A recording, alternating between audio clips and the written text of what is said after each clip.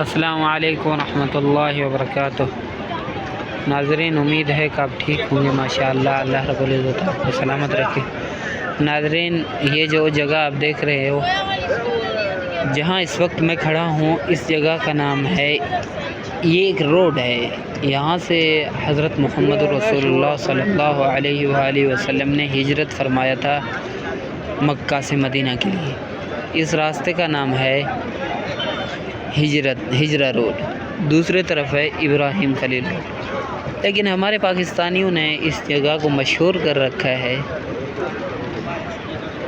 کبوتر چوک۔ دن کو ماشاءاللہ بہت سے کبوتر ہوتے ہیں، تو اس وقت یہ کچھ حضرات سامان بیچتے ہیں، پھر اس وقت تھوڑے کبوتر کم ہی ہوتے ہیں، ویسے دن کو بہت ہوتا ہے ماشاءاللہ۔